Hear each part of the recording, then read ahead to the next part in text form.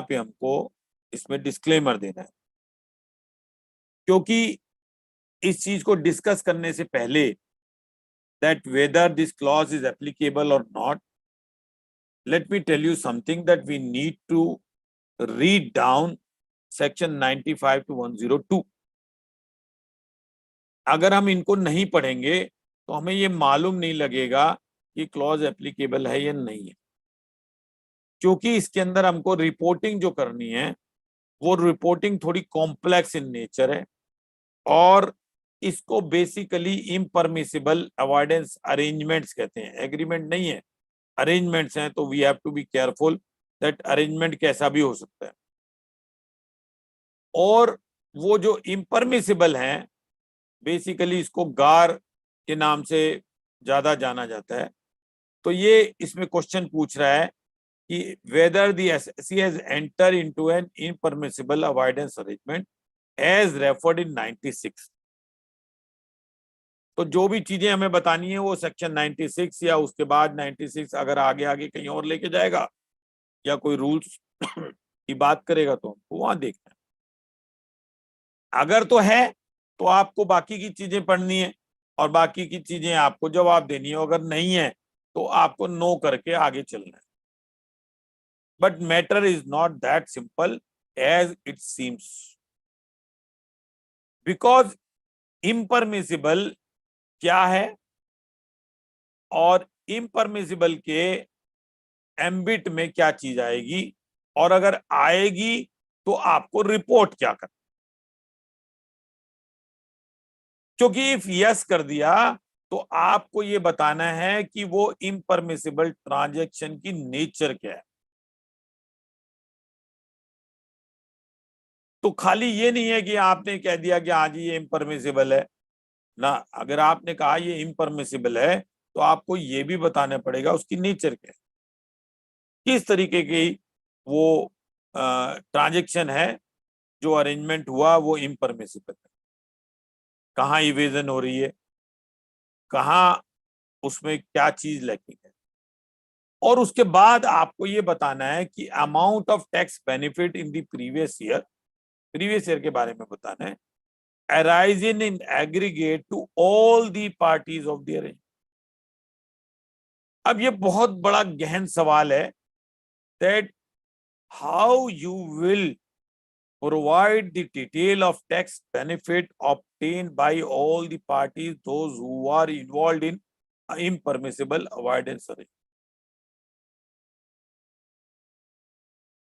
Now the thing is this, as you know that tax audit is to be conducted only when you have any specified turnover in respect of business or profession. And as such, in this also there are threshold limits. ऐसा नहीं है कि आपने 50 रुपए का convince voucher अगर आपने गलत डाल दिया तो इम्परमिसिबल है। तो इसकी थ्रेशोल्ड लिमिट इन्होंने बताई। अब जब हम इसको एग्जामिन कर रहे थे तो हमने ये देखा कि ये कॉम्प्लेक्स इन नेचर इसलिए है क्योंकि हमें दो चीजें बतानी है कि कितना टैक्स बेनिफिट हुआ, और टैक्स बेनिफिट को अगर आपको कैलकुलेट करना है तो आपको ये देखना पड़ेगा उस पार्टी को जो इन्वॉल्व है इस अरेंजमेंट में उसको क्या टैक्स लग रहा है। इंटरेस्ट ये वो पेनल्टी छोड़ दीजिए, आप टैक्स की बात करें। Tax include surcharge but does not include the interest. तो we need to first of all see कि पहले तो इम्परमिसिबल कौन सी चीजें हैं ये मुझे बतानी है, उसके बाद फिर मुझे उसकी नेचर बतानी है, और उसके बाद मुझे ये बताना है कि उनको बेनिफिट कितना हुआ। Now what we need to understand is section 95 to 102 is involved in the chapter 10A, और उसके बाद उसका क्या असेसमेंट होगा वो 144 BA के अंदर है। रूल्स जो है उन्होंने 10U से 10UF तक के बीच में बताए हुए हैं। अब ये गार इन्वोक कैसे होता है,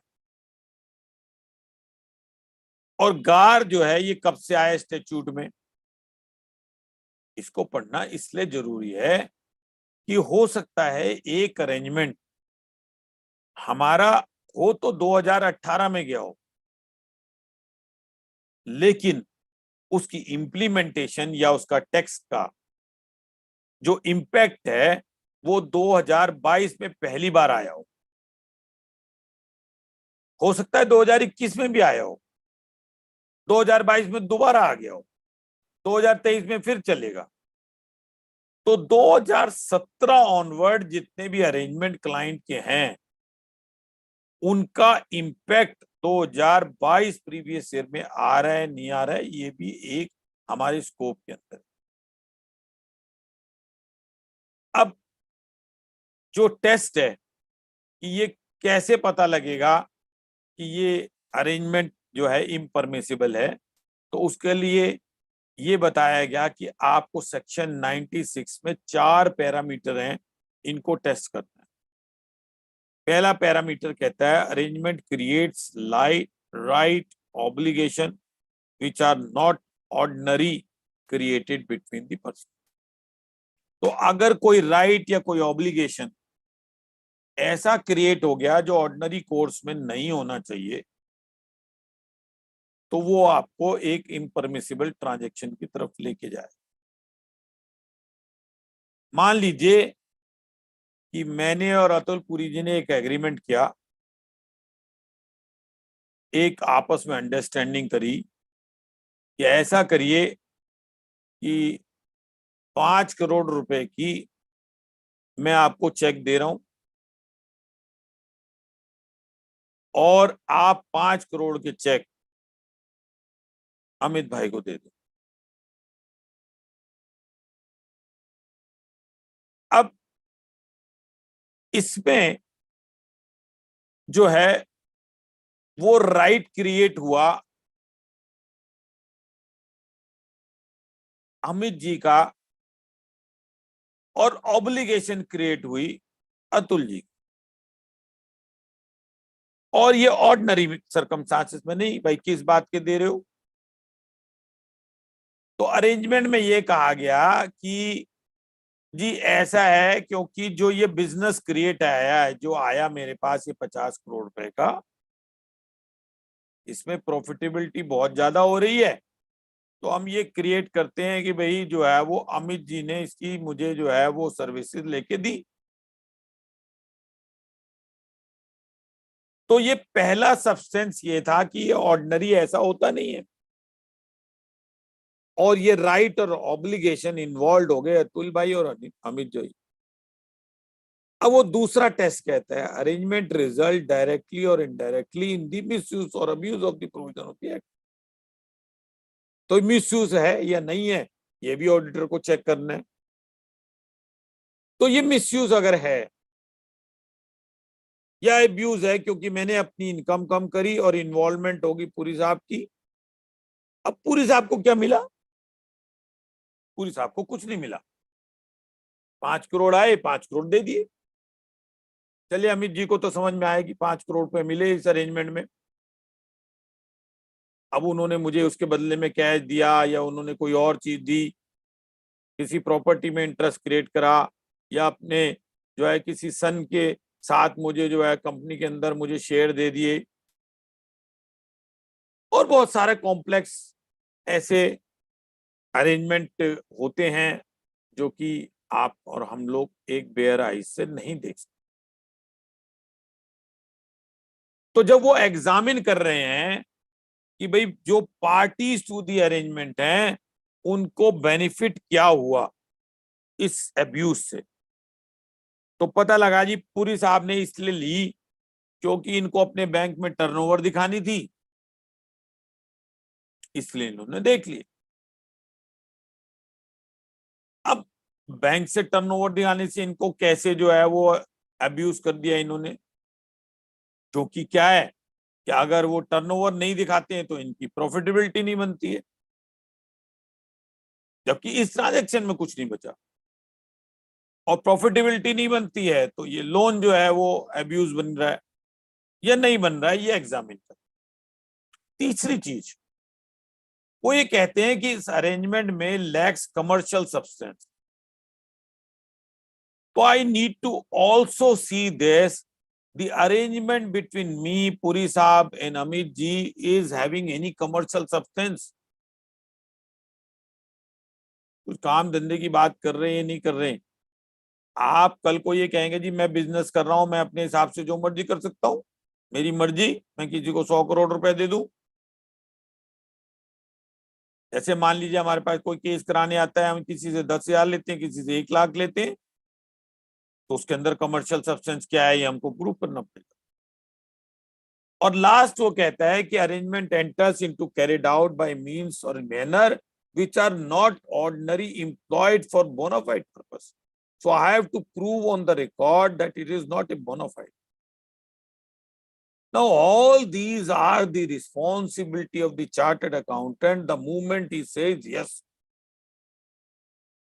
in clause 30C. अब सवाल ये आता है कि इनकम टैक्स में अगर ये काम करना हो तो कैसे होगा। तो देखिए कितनी बड़ी रिस्पॉन्सिबिलिटी हमारे पर दी गई। वहां पे जो एओ है अगर वो किसी असेसमेंट या रीअसेसमेंट प्रोसीडिंग में इस बात को देखता है कि कोई इस तरीके के अरेंजमेंट या अरेंजमेंट्स हैं जो कि रिजल्ट ऐसे कर रहे हैं कि जिसके अंदर टैक्स इवेजन या टैक्स जो है वो आपकी प्लानिंग हुई है, विच is not with in the parameters of the law, तो एओ खुद कुछ नहीं कर पाएगा। ये नहीं है कि एओ ने कहा और एडिशन करके परी मारा। अगर उसको गार इन्वोक करना है, इम्परमिसिबल अवॉइडेंस अरेंजमेंट के बारे में करना है, तो उसको अपने प्रिंसिपल कमिश्नर को लिख के देना होगा और principal commissioner show cause notice issue करेगा, उसका जवाब लेगा। जवाब लेने के बाद अगर उसको फिर लगा ये इम्परमिसिबल है तो वो एक अप्रूविंग पैनल के ऊपर आके जो है वो उसको बोलेगा, अप्रूविंग पैनल को, कि भाई तुम इसको अब करो, इसको डिक्लेयर करो कि ये IAA है, impermissible avoidance arrangement. But all these three responsibilities have been now casted on my head as a chartered accountant. तो ये इश्यूड जो है इसमें अब क्या करें, रिस्पॉन्सिबिलिटी तो हमारे पे कर दी, अब इश्यूड को जो है बहुत तकलीफ हो रही है कि ये कैसे जो है वो चार्टर्ड अकाउंटेंट इस बात को सर्टिफाई करेगा कि भाई ये है। तो जब हमने इसको और एग्जामिन करा तो 10U जो है ये कहता है कि टैक्स बेनिफिट उस प्रीवियस असेसमेंट ईयर में 3 करोड़ रुपए से अगर ज्यादा है सभी पार्टीज को, तभी वो इम्परमिसिबल अवॉइडेंस अरेंजमेंट की डेफिनेशन में आए। लेस देन 3 करोड़ रुपीस को उसके अंदर क्वालिफाई नहीं करे। एंड एज सच अगर आपके एक्सपेंडिचर ही नहीं है 3 करोड़ तक तो आप तो अपना आराम से बैठिए। और दूसरा ये आपको कॉल लेनी है कि आपने उसको दिखाना है या नहीं दिखाना है, क्योंकि अगर आप नहीं दिखाएंगे और कल को रेवेन्यू ने पकड़ा तो आपकी टैक्स ऑडिट रिपोर्ट के ऊपर पॉइंट आएगा कि बोनाफाइडली आपको देखना चाहिए था, रीजनेबल आपको देखना चाहिए था। तो इशूट ने इसमें ये कहा है कि जनाब सबसे पहले मैं 2 डॉक्यूमेंट्स के बारे में हमेशा ये बात करता हूं कि किसी भी टैक्स ऑडिट में ये 2 डॉक्यूमेंट जरूर हमारे पास होने चाहिए, क्योंकि खाली ये डॉक्यूमेंट एक फॉर्मेलिटी नहीं है। ये डॉक्यूमेंट आपको उस समय मददगार सिद्ध होंगे, उस समय आपको शेल्टर देंगे जब किसी प्रकार की कोई ट्रबल आए। एंड डॉक्यूमेंट नंबर 2 जो है, इसमें पहला डॉक्यूमेंट है एंगेजमेंट लेटर, जिसको कभी कभी हम अपॉइंटमेंट लेटर भी कहते हैं,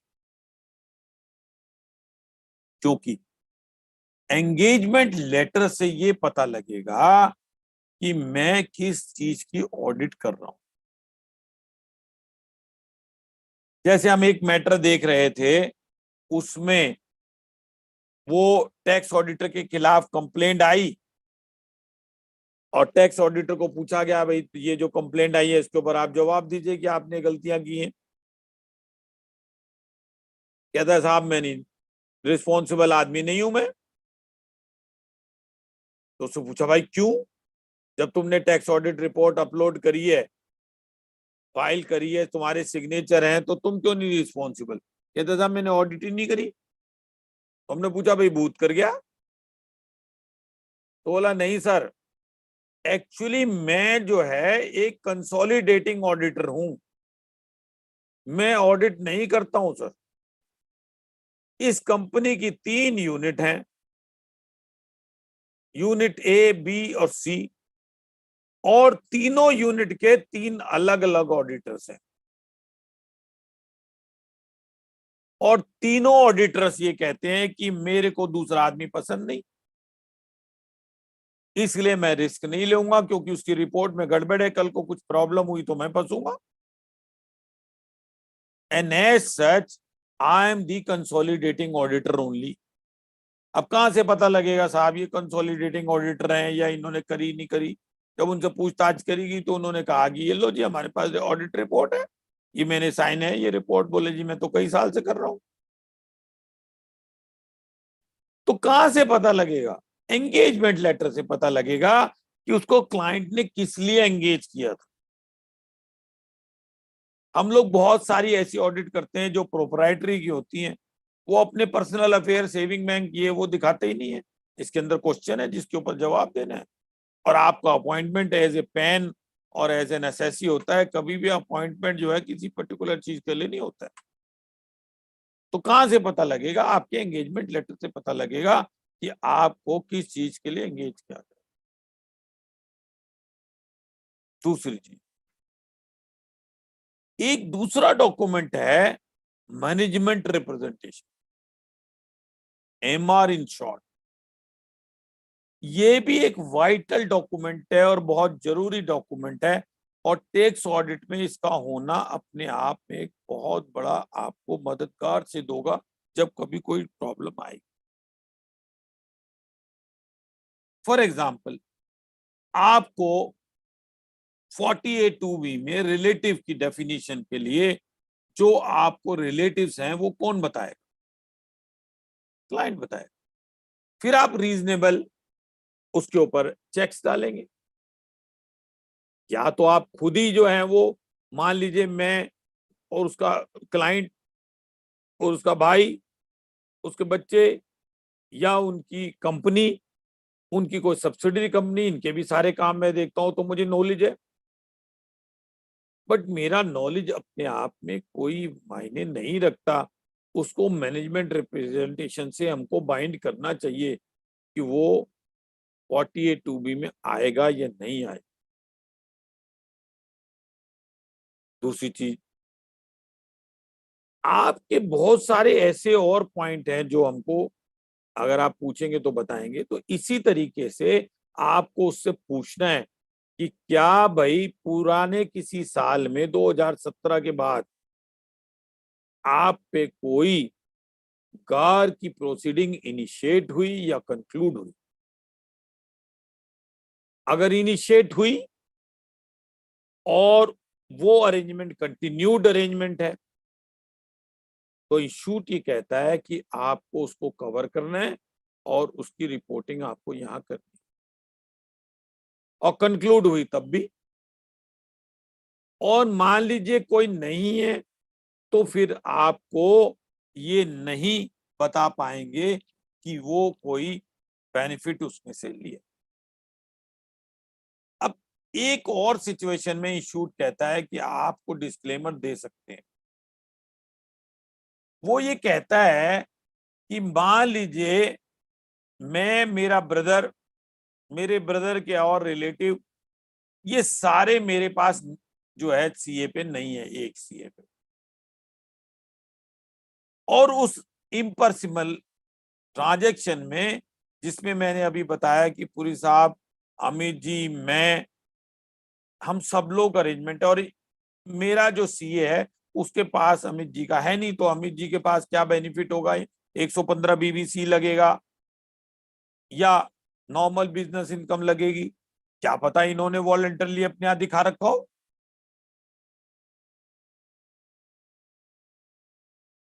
क्या पता जो इनको कैश बचा या जो इन्होंने उसके चार्जेस लिए वो इन्होंने यहाँ दिखा दिए अपने यहाँ, तो अब उनके ऊपर आपको टैक्स बेनिफिट देखना पड़ेगा, तो वो टैक्स बेनिफिट तो ऑलरेडी दिखा रखे हैं उन्होंने, तब 115 बीबीसी थोड़ी लगाएंगे। इन्होंने तो अपनी नॉर्मल बिजनेस में इनकम मान के दिखा दिया, इन्होंने इम्परमिसिबल को परमिसिबल मान के अपने यहाँ दिखा दिया। तो इन चीजों को इशूड कहता है, क्योंकि ये सारी पार्टियां एक चार्टर्ड अकाउंटेंट पे नहीं है, तो आपको यहाँ रेलेवेंट डिस्क्लोजर देना चाहिए कि ये जो है वो आपका पॉसिबल नहीं है कि उसके बारे में आप कमेंट कर सकते। तो ये तो हो गया सर 30C। अब सब इसके बाद आते हैं 44। देखिए शुरू शुरू में बहुत जगह जब हमने क्लॉज 44 को पढ़ा, जानने की कोशिश करी, तो हमने ये पाया कि 44 जो है ये एक थोड़ा कॉम्प्लेक्स प्रकार की information, and if you wanted to give this, there will be lot of increase in the work, lot of.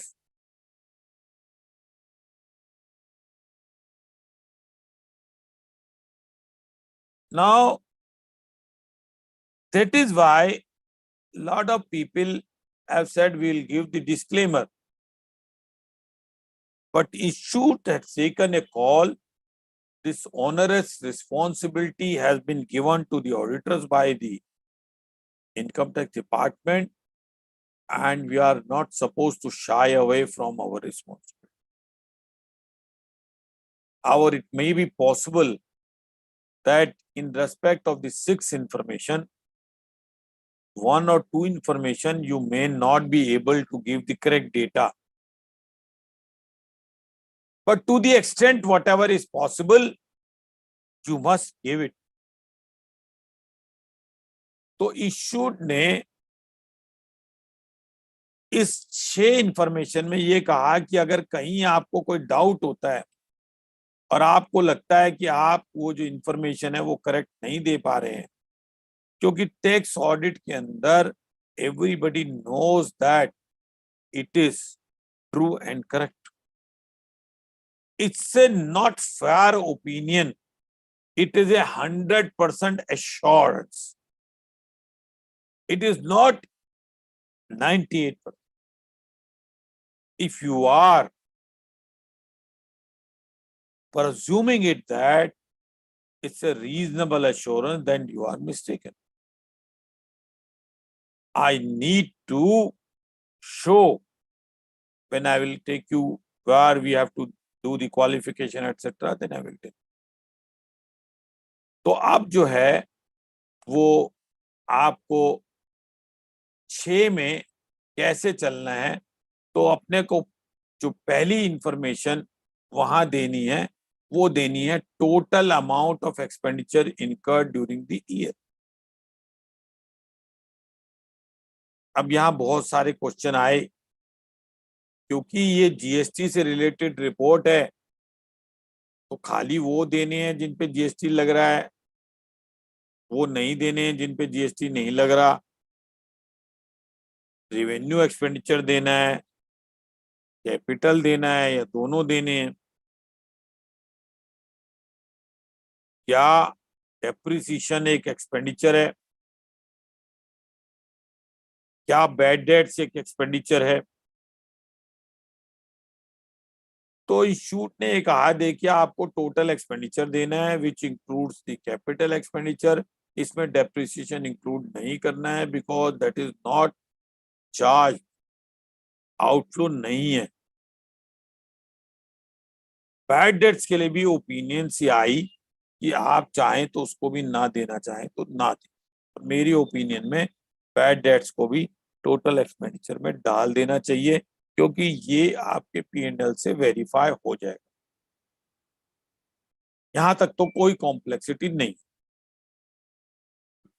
Complexity आएगी जब आपको ये बताना होगा कि कौन सी ऐसी चीजें हैं जो एग्जेम्प्ट फ्रॉम जीएसटी हैं। अब जिन लोगों ने जीएसटी पढ़ा है उनके लिए तो कोई दिक्कत नहीं है, जिन्होंने नहीं पढ़ा है उनको पढ़ना पड़ेगा, क्योंकि सेक्शन 247 बताता है कि एग्जेम्प्ट सप्लाई क्या है, और फिर इससे भी आगे आपको पढ़ना पड़ेगा। एग्जेम्प्ट सप्लाई का मतलब बताता है, ये कहता है गुड्स और services which attracts nil rate of duty, nil rate of tax. दूसरा बोलता है कि विच मे बी होली एग्जेम्प्ट। तो आपको दूसरी चीज यहाँ पे देखनी है कि होली एग्जेम्प्ट कहाँ डिफाइंड है। जब होली एग्जेम्प्ट को आपको डिफाइन देखना है तो आपको जाना पड़ेगा सेक्शन 278 में, और 278 जो है ये बताता है कि नॉन टैक्सेबल सप्लाई में कौन कौन सी चीजें आएंगी। होली एग्जेम्प्ट की तो चलिए बताते हैं अभी हम आपको।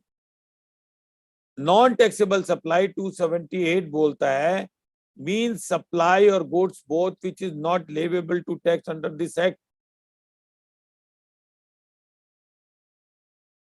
और अब हम जब आगे चलते हैं तो हम ये देखते हैं कि 5(1) ऑफ आईजीएसटी और 9(1) ऑफ सीजीएसटी ये बताता है कि कौन सी ऐसी सप्लाई है जिन पे नॉट लेवेबल है, टैक्स तो लग रहा है लेकिन जीएसटी नहीं लग रहा।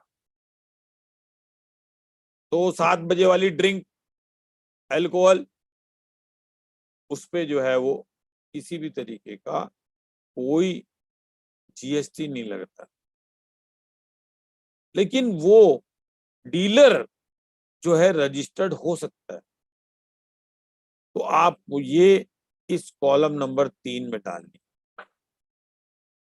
इसके बाद 9(2) एंड 5(2) ऑफ आईजीएसटी ये उन प्रोडक्ट को बताता है जो पेट्रोलियम है, हाई स्पीड डीजल है, मोटर स्पिरिट है, नेचुरल गैस है, और चीजें जो है जो कि इसमें नोटिफाई की गई हैं, ये जो है not leviable to tax of GST law में।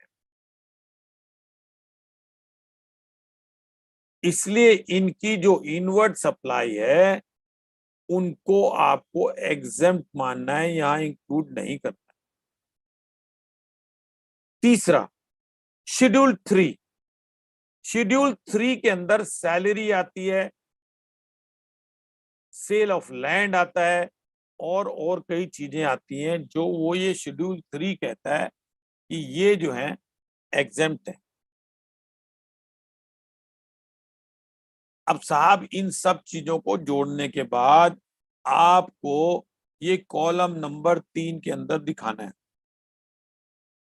एक थॉट प्रोसेस ये आया कि सैलरी क्योंकि शेड्यूल 3 में आती है, और जो ये चार्ट है इसमें जीएसटी रजिस्टर्ड एंटिटीज से रिलेटेड देना है, तो क्या सैलरी को कॉलम नंबर 3 में दिखाना है या कॉलम नंबर 6 में दिखाना है? तो वहां ओपाइन किया गया कि आप सैलरी, वेजेस इनको कॉलम नंबर 6 में दिखा सकते हैं, लेकिन आपको एक वहां पे ऑब्जर्वेशन देनी पड़ेगी। फॉर एग्जाम्पल मेरी सैलरी है और मेरी रेंटल इनकम भी है, और रेंटल इनकम में मैं जीएसटी में रजिस्टर्ड हूं, तो मैं रजिस्टर्ड एंटिटीज तो हूं, लेकिन जो पेमेंट मुझे मिल रही है वो एक एग्जम्प्टेड है शेड्यूल 3 में। तो इसलिए आप उसको कॉलम नंबर 6 में दिखा सकते हैं विद ऑब्जर्वेशन कि हमने ये एसरटेन करने की कोशिश नहीं करी कि ये आदमी जीएसटी में रजिस्टर्ड है या नहीं। It includes non taxable supply.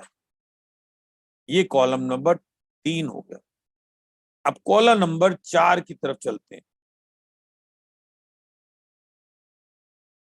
Sorry, हाँ, ये कहता है कंपोजिशन स्कीम। ये कुछ लोग हैंड रेज कर रहे हैं, मैं अभी लेता हूं। एक बार 44 खत्म करूंगा, फिर सारे क्वेश्चन के आंसर दूंगा। Please right in Q&A, don't write in chat box. बाकी अश्वनी जी जिन्होंने हैंड रेज करें वो अपने आप उनको ही will see to it. Now those who are under the composition scheme, the issue says that you need to check 4 points. Point number 1, you need to check because the dealer cannot charge GST in the invoice. The issue also says that those dealers, those who are in composition scheme, they cannot make an interstate supply.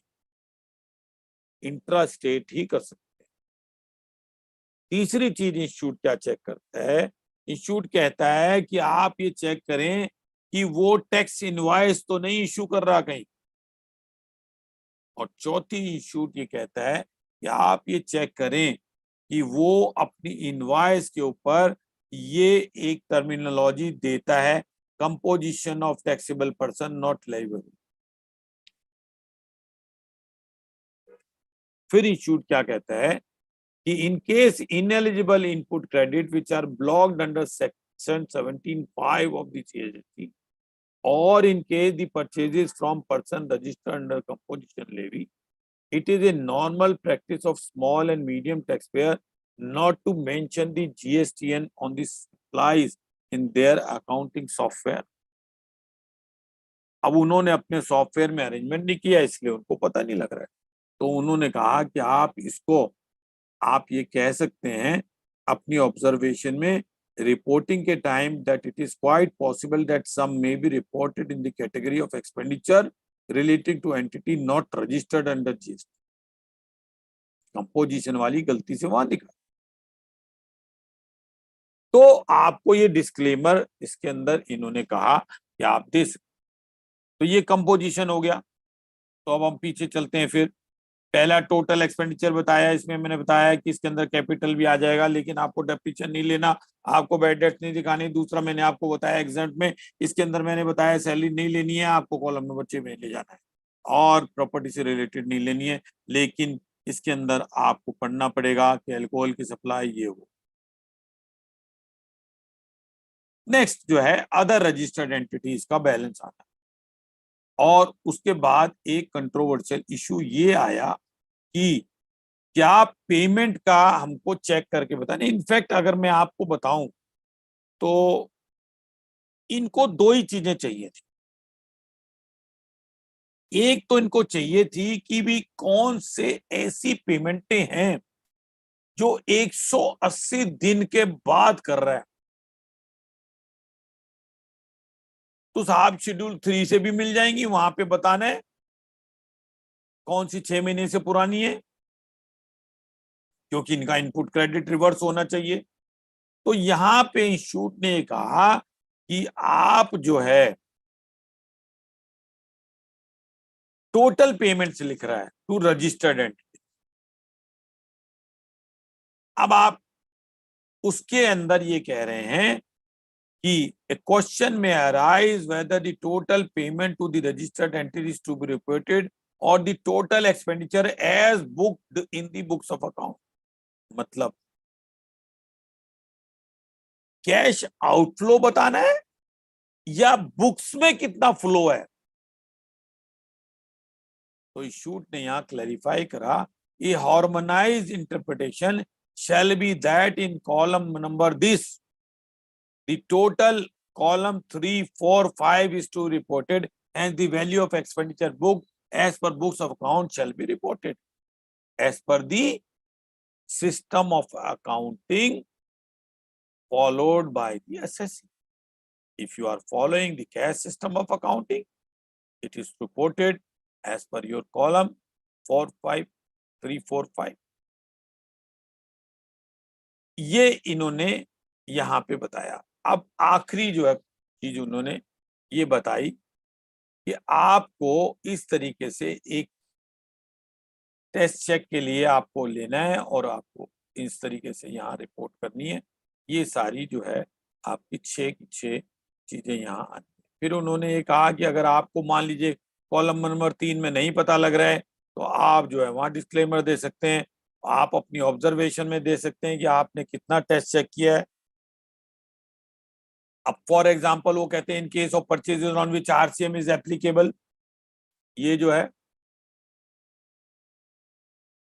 How to report if the report says unregistered purchase, their system may be capture excessive purchases from unregistered, thereby selecting case for scrutiny. Yes, these are the difficulties. But please do not worry. Basically, the government would like to know that how much is the expenditure which you are incurring, which is from the unregistered person. So this is what is total these two clauses. Now I will stop sharing here. I will take the questions. Yes, can I take the questions? Sir हाँ जी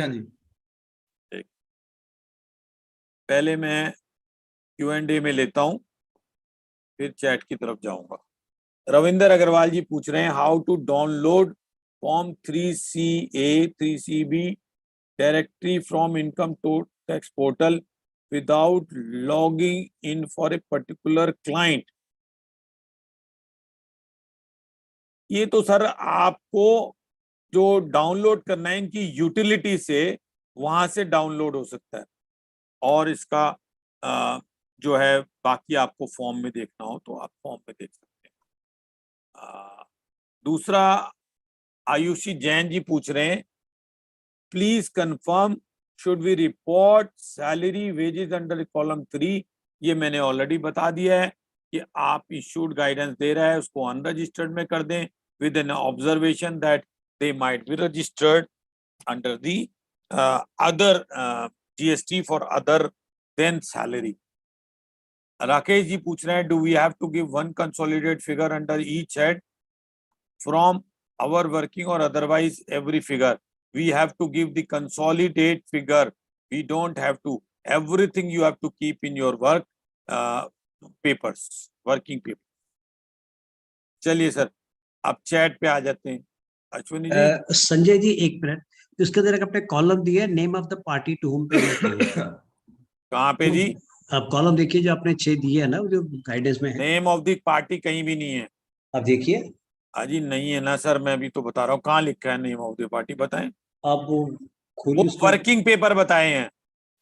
okay, working paper में रखना है। हाँ okay. देने ये है जो आपके पास अब आया है। एक मिनट इसको शेयर कर देता हूँ, एक मिनट होल्ड करिए।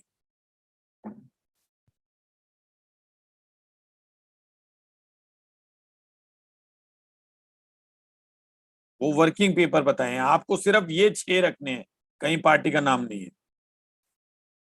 ठीक है सर, ठीक है जी। चलिए और बताइए, कोई क्वेश्चन है?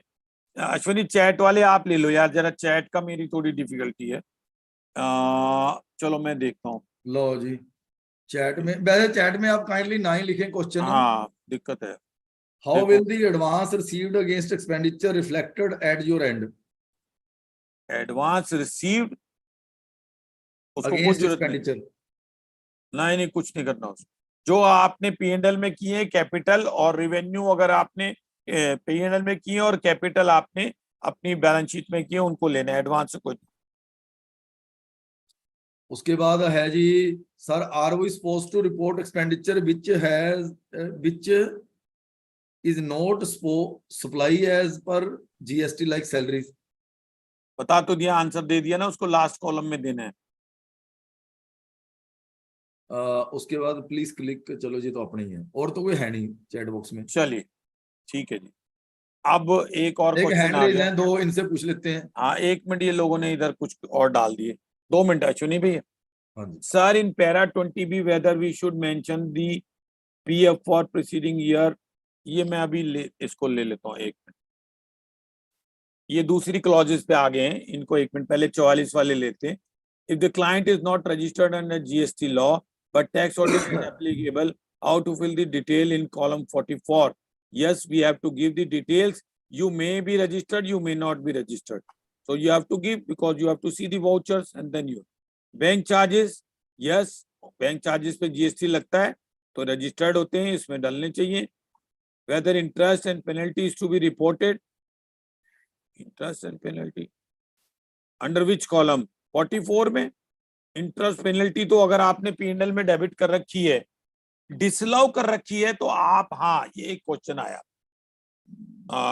जैसे मान लीजिए आपने कोई इंटरेस्ट या पेनल्टी डिसअलाउ कर रखी है, आपके पीएनएल में डेबिट है, या आपके जी मान लीजिए डोनेशन आपने डाली हुई है और वो आपने डिसअलाउ कर रखी है, या आपने कोई पर्सनल एक्सपेंसेस डाल रखे हैं वो आपने डिसअलाउ कर रखे हैं, तो सर आपको यहाँ डाल के डिस्क्लेमर में जो ऑब्जर्वेशन है वहां आप ये लिख सकते हैं कि एसएससी ने ये जो है कहा है कि ये सब डिसअलाउएबल इन नेचर है, लेकिन वहां डाल दीजिए क्योंकि टैक्स ऑडिट रिपोर्ट 30 सितंबर तक डालनी है और रिटर्न 30 सितंबर के बाद डालनी है, सो इसलिए we need to include all this.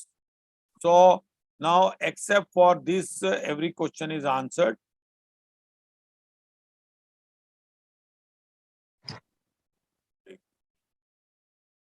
Clause 44 mister मैंने बता दिया आपको। Whether to report ESI PF और any other taxes paid to government. हाँ सर क्यों नहीं करना है, देना है गवर्नमेंट की क्या चीजें, आपको रिपोर्ट टोटल पे करनी है। Please do not distinguish between anything which is government और नॉट गवर्नमेंट। बैंक इंटरेस्ट अभी मुझसे पूछ रहे हैं, बिल्कुल देना। How to deal with the interest on loan taken against undistributed. Now where you want in clause 44 it is to be disclosed. इनका hand raise करें अगर कोई ऐसा है तो इन विच कॉलम, अरोड़ा जी को एक बार जरा वो कर दीजिएगा, अश्विनी जी। किनको करना मुकेश है? अरोड़ा, है जी, मुकेश अरोड़ा। उन्होंने हैंड तो रेज किया भी नहीं। 1 मिनट, मुकेश अरोड़ा, लो जी कर रहा हूँ, लो जी कर दिए। हाँ जी मुकेश जी बताएं। डालेंगे उसको एग्जाम्प्ट में डालेंगे, कहाँ पे डालेंगे? किसको sir? ESI EPF government taxes है जो। हाँ तो ये एग्जाम्प्ट है ना जी, लास्ट कॉलम में आएंगे सब ये। नहीं अनरजिस्टर्ड में, अनरजिस्टर्ड ही है ना जी, गवर्नमेंट रजिस्टर्ड थोड़ी होती है। ईएसआई ईपीएफ सारा उसमें है। हाँ ठीक जी। है, ठीक। अतुल जी को भी एक बार अश्विनी जी कर लो, ये हाउ टू रिपोर्ट पूछ रहे हैं कुछ। अतुल जी का हैंड रेज है। 1 मिनट, अतुल, अतुल कुमार जैन जी। हाँ लो, हाँ जी पूछिए जी, अतुल जी पूछिए।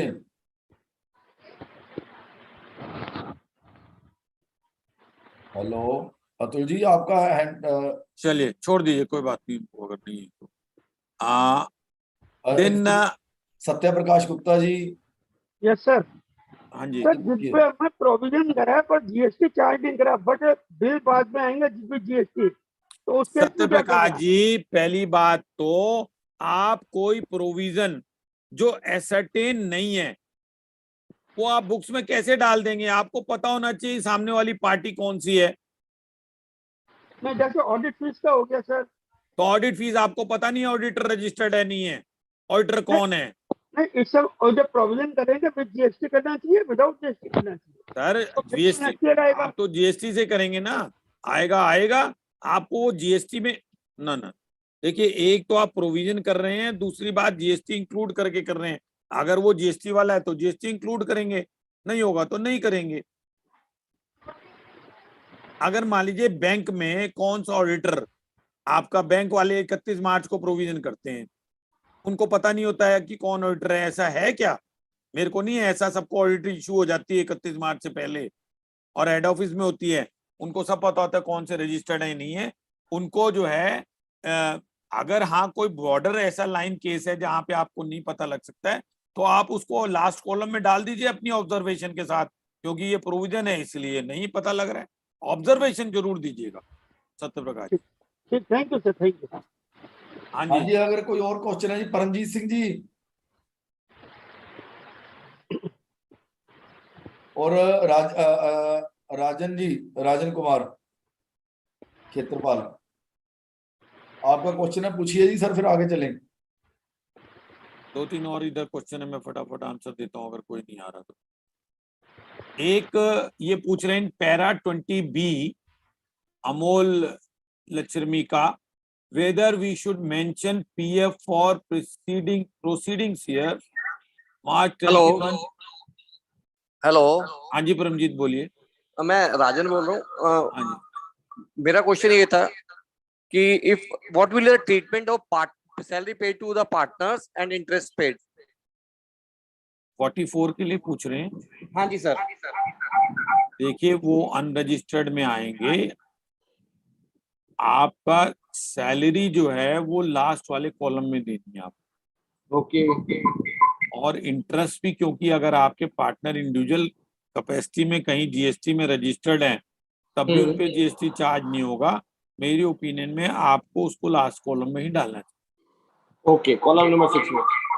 आपकी आवाज गूंज रही है। ओके अमोल जी का मैं आंसर दे रहा था sir, in para 20B whether we should mention PF for preceding year 30 March 21 paid in April 22 or report for the month of March 22 paid in April 22. According to me, it is the March you have to give in the case of April, May, June, July, because last year की आपने reporting पीछे कर दी है, तो आपको मार्च 22 का देना है, ओपनिंग का नहीं देना है। इसके बाद पूछते हैं Ram Sani ji, expensive book in P&L but tax paid under reverse charge by counter party, उससे क्या फर्क पड़ रहा है sir?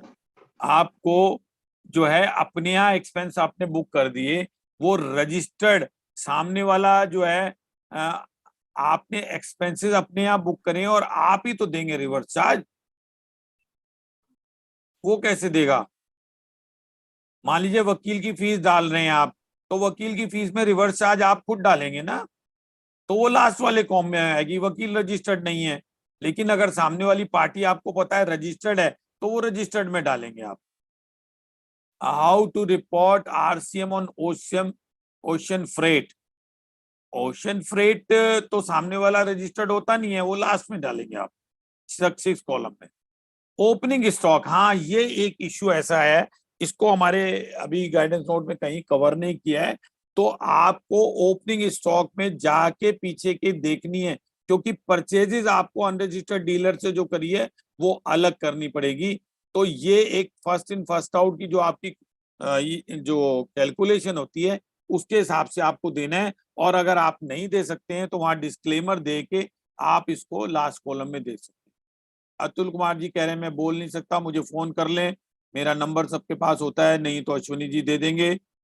Do we have to give consolidated figure? Yes, we have said it is. Sudhir Jain साहब पूछ रहे हैं any format for finally mentioning the technical guide for audit of non-corporate issued by the issued? Yes, mandatory है, आप उसको प्रमोद जैन जी से पूछ सकते हैं।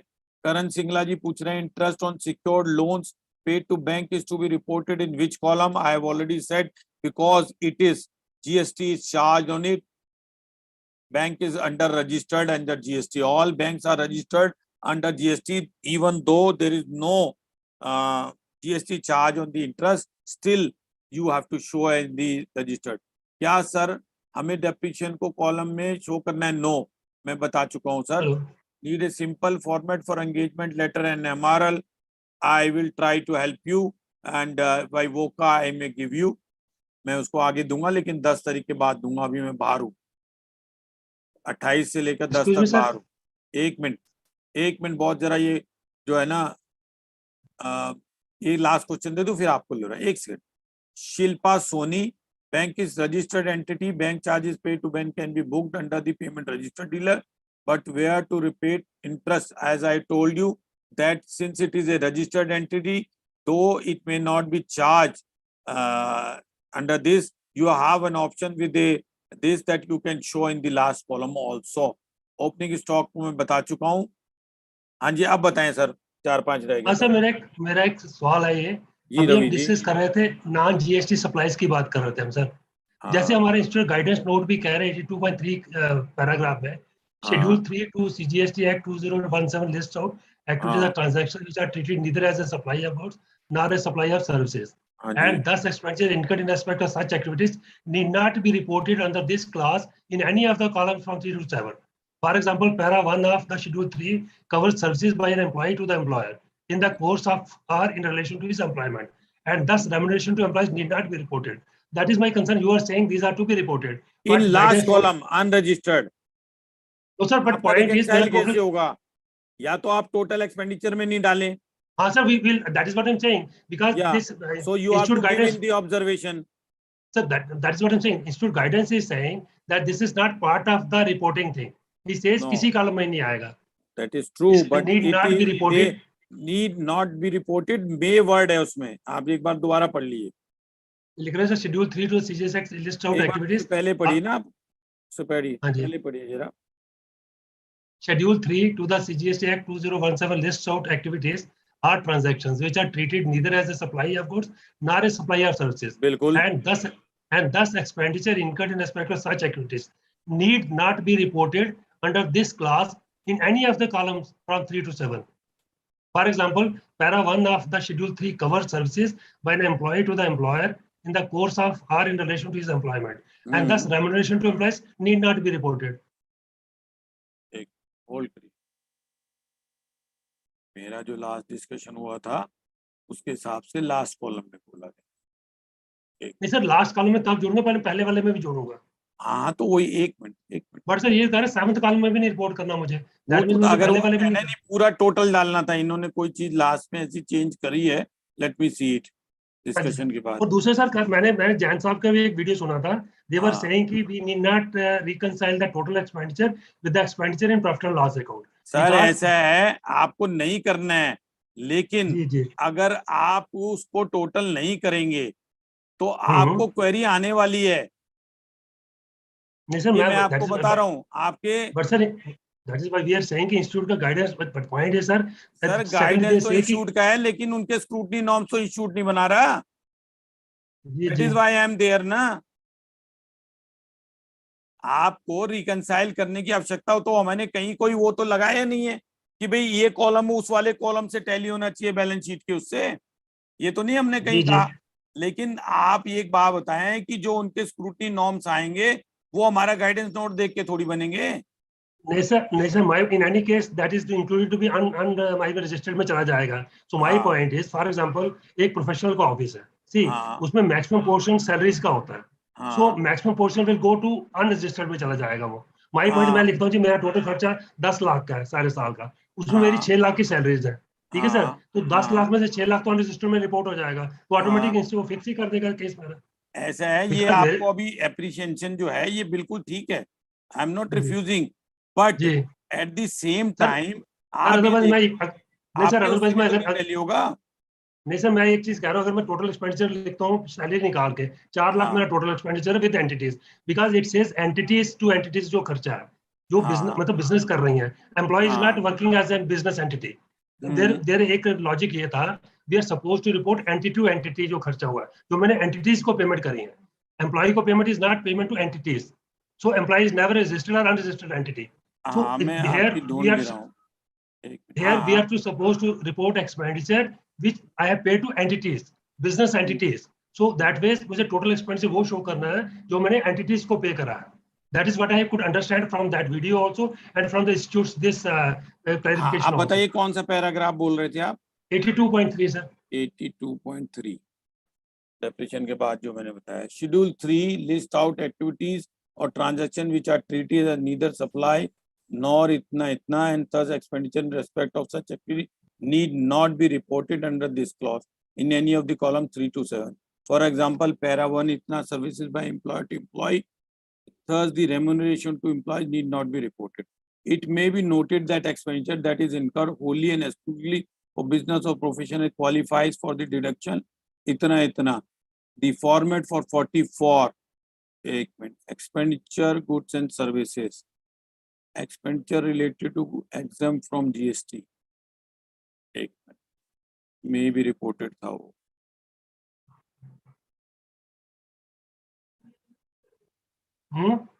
मे भी रिपोर्टेड था. आपको अगर ये जो है, क्योंकि ये कुछ हो सकता है लास्ट मिनट में कोई ऐसा चेंज हुआ हो, क्योंकि काउंसिल में ऐसा डिस्कशन हुआ था इसके ऊपर, ये कोई लास्ट में हुआ है, कोई बात नहीं. लेकिन आपको मैं बता देता हूँ, आप अगर मान लीजिए उसको 1 नहीं दे रहे हैं तो आप ऑब्जर्वेशन में जरूर बताएं कि टोटल इतना है. हम लिखेंगे कि हाँ, सप्लाईज सर, हम वी कैन से कि the expenditure for the supplies which are not considered as supply under GST has not been observation में दीजिए आप बिल्कुल अपने. जी has not been included in total expenditure. Yes, और अगर आप वहां दे भी देते हैं तो कोई दिक्कत नहीं है. माय पॉइंट इज, नहीं सर, मेरा पॉइंट ये है सर कि अगर मैं टोटल एक्सपेंडिचर ही रिड्यूस कर देता हूँ जो मेरा सप्लाई नहीं है, तो that way percentage of my unregistered की परसेंटेज विल बी रिडक्शन. बिल्कुल ठीक है रवि जी, अदरवाइज तो इरेशनल हो जाएगी sir. I fully agree with you. लेकिन मैं आपको फिर बता रहा हूँ कि ऑब्जर्वेशन तो वो पढ़ेंगे नहीं. एंड अरे I will come back after discussion की लास्ट मिनट में क्या चेंज करा है, क्योंकि जो मेरे पास जो था ट्रैक में वो उसके अंदर इन्होंने ये कहा था कि इसको लास्ट कॉलम में दिखाओ. I will amend myself. Right sir, no issue sir, that's not problem. हाँ जी, ठीक है. Thank you so much sir, thank you so much. हाँ जी, हाँ जी. और बताएं जी, और क्वेश्चन क्या रह गए अभी? Hi whether opening stock already बता चुका हूँ. Meenakshi ji, do we have to give the total value including GST? देखिए, जीएसटी आप जो है P&L में इंक्लूसिव सिस्टम के हिसाब से नहीं कर रहे हैं, तो इसलिए जीएसटी उसमें इंक्लूसिव नहीं होगा. अगर P&L में आप इंक्लूसिव जीएसटी डाल रहे हैं, क्योंकि जीएसटी तो लेजर एडजस्टमेंट में इनपुट आउटपुट के लिए करेंगे, नेट ऑफ एक्सपेंस आएंगे. अगर आप इंक्लूसिव सिस्टम को ले रहे हैं तो इंक्लूसिव आ जाएगा, जो भी मेथड ऑफ अकाउंटिंग आपका. ओपनिंग स्टॉक को अगेन मैं बताऊं सर, ओपनिंग स्टॉक में मैं फिर बता रहा हूं Ayushi ji, you have to take from the client कि उसमें से कितना रजिस्टर्ड का है, कितना अनरजिस्टर्ड का है, तो वो आपको उसके हिसाब से डालना पड़ेगा. अगर आपके पास नहीं कोई फिगर है या नहीं प्रोवाइड कर रहे हैं, आप पिछले साल के ऑडिटर भी नहीं है, in that case you have to give some disclaimer that look, this is the base where I am reporting. आप ओपनिंग स्टॉक को बता दें कि भी एक्सक्लूड कर दिया हमने, इसको इंस्टीट्यूट ने अपने गाइडेंस नोट में कहीं कवर नहीं किया है. Whether to show import of material, ये भी एक है कि मैं अगर इंपोर्ट कर रहा हूं तो वो रजिस्टर्ड एंटिटी तो होगा ही नहीं, वो मेरे कंट्री में रजिस्टर्ड नहीं है, तो वो आना नहीं चाहिए. जैसे अभी शेड्यूल 3 में है, इंपोर्ट के लिए कोई जीएसटी वाला मुझे गाइड करेगा. इंपोर्ट का क्या सिस्टम है, हैंड रेज करें अगर कोई जीएसटी वाला बताएंगे. अश्विनी जी देखें ये कौन है जिन्होंने हैंड रेज किया है. पी जैन जी हैं. P Jain ji allowed to talk. Priya ji, Jain साहब बताइए. अशोक कुमार जी हैं. नहीं, अभी लास्ट में रवि गुप्ता जी हैं.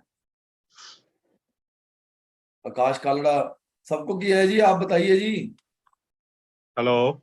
हाँ जी, हाँ जी, आ रही है आवाज संजय जी? हाँ जी, हाँ जी, बिल्कुल आ रही है सरिया जी. हाँ सर, एक तो आपका जो 3CD बनाते हैं, ये हम कहते हैं कि क्लाइंट बनाता है और हम रिपोर्टिंग करते हैं. हाँ जी. तो क्लाइंट तो कभी भी 30C में लिखेगा नहीं कि मैंने कोई अरेंजमेंट कराया. तो आप आंख थोड़ी मीच सकते हैं, इंस्टीट्यूट ने गाइडेंस दी तो है. नहीं, वो तो नो लिखेगा ना जी. मेरा पॉइंट प्रैक्टिकल बात नहीं, नहीं, नहीं, देखो प्रैक्टिकल बात ये है कि टेस्ट चेक तो आपको मारने हैं ना, क्योंकि वो तो हम करेंगे, करेक्ट है, वो आपको करने हैं. कल को अगर मान लीजिए बियॉन्ड डाउट कोई चीज पकड़ ली उन्होंने जो कि बेयर आईज से नजर आ रही है, फिर वही बात आएगी कि auditor is not a blood hound. नहीं, वो बात आपकी 100% ठीक है. मैं तो कह रहा हूँ क्लाइंट ने तो नो लिख दिया, उसके बाद फिर हमें रिपोर्टिंग करनी है ना जी. हाँ बिल्कुल. और दूसरी बात इसमें कि जैसे 10 करोड़ पे 3 करोड़ की लायबिलिटी बनती है बेसिक, जो आपने बताया. ये आप सामने वाले के हिसाब से देखेंगे टैक्स बेनिफिट. हाँ तो 115 उसमें बीबीसी भी तो देखोगे, 30% क्यों देखोगे? अच्छा 10 करोड़ मतलब 3 करोड़ मान ले फिर इनडायरेक्टली उसको 4 नहीं करोड़ नहीं। मान ले। और ये एक ये इशू में हमने कहा है कि आप डिस्क्लेमर दें। अच्छा कि भाई 10 करोड़ से नीचे कैसे गए, डिस्क्लेमर में क्या आपके पास देंगे? सारे एसएससी नहीं है ना, पार्टी जो है हाँ। सामने वाले का, आपके पास असेसमेंट थोड़ी हो रहा है, आपने उसके पास फाइल थोड़ी है, क्या पता उसने ऑलरेडी दिखा रखा हो, ठीक बात है। अच्छा फिर तो लास्ट तो ये था, 30% दिखेगा। छोटी सी बात ये थी कि अभी जैसे ये चल रहा है जीएसटी वाली बीमारियां, फेक बिल वाली, तो ये चीज तो आज तो हमें पता ही नहीं लगेगी कि फेक बिल है नहीं है, कैसे पता लगेगा? सब कुछ हम देखते हैं, ऑडिट रूटीन में करते हैं, टेस्ट चेक करते हैं, तो पता लग रहा है कि एक्चुअली जेन्युइन है। सरिया जी, इस क्लॉज पे मेरा अपना ओपिनियन है, मैंने डीटीसी चेयरमैन इस बार नहीं है हम्म लकीली मेरे पास, वरना हम्म इस क्लॉज को हमको डिस्कस करना चाहिए कि खाली उस केस में हमको देना चाहिए जिस केस के अंदर कोई उनके ऊपर गार की कोई पिछले सालों में कोई एक्शन है कि ठीक वो बात है। इस साल में कितना है उसका। जहां पे हम्म कोई एक्शन ही नहीं है, क्योंकि गार में 3 अथॉरिटीज इन्वॉल्व है, आपका हम्म एओ, कमिश्नर और एक पैनल, हम तीनों अथॉरिटी को कैसे मान सकते हैं कि हम है? तो इट ठीक इज बात। नॉट वन अथॉरिटी, लेकिन समाउ ये कहीं है, और ये मेरी ओपिनियन में सीए के लिए डिफिकल्ट है, बाकी वो उस पे प्रैक्टिकली तो बहुत डिफिकल्ट वाली बात हाँ हो जी गई। है बिल्कुल। ये जरा चलो। इंपोर्ट पे मुझे कोई बताएगा। सर आकाश कलरा दिस साइड। हाँ जी बोलो सर।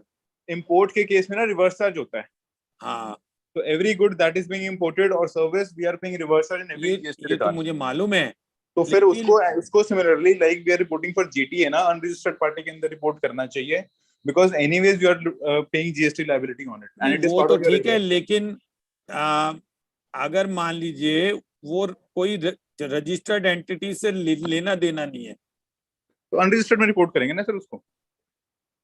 अब वो शेड्यूल 3 में भी नहीं आता है, क्योंकि शेड्यूल 3 और शेड्यूल 3 में जो आता है ना वो एग्जम्प्टेड सप्लाई, जो सर एग्जम्प्टेड सप्लाई है ही नहीं ना वो। Non taxable supply. It is taxable, it is taxable once it enters into Indian territories और उस पर रिवर्स चार्ज जा रहा है। द ओनली डिफरेंस इज उसको हम अनरजिस्टर्ड में डालें on which reverse charge has already been paid. ये प्रॉब्लम हर सॉफ्टवेयर कंपनी को आ रही है सर। बिल्कुल आएगी, बिल्कुल तो आएगी। उसमें मेरा व्यू तो यही है कि we reported as under unregistered but on which liability has been paid and we mention through a disclosure. इतना I tend to agree with you. Yes. कोई और भी बीच में बोले सरिया जी, वो कर दो अपने आप को जरा बिल म्यूट, कम कर लिया ना। म्यूट कर दें सर। 1 मिनट में सबको करता हूँ। परमजीत जी 5-6 पन्ने है क्या बेटा? कर दिया सर, आपको भी हो गया, आप भी हो गए, अब आप अनम्यूट हो। संजय जी आप अनम्यूट कीजिए। ओ सॉरी, फिर कर दिया मैंने म्यूट। आप अनम्यूट कीजिए अपने आप को संजय जी। अश्वनी के हाथ में सब कुछ दे दो तो बस सबको म्यूट कर दे। चलिए जी, और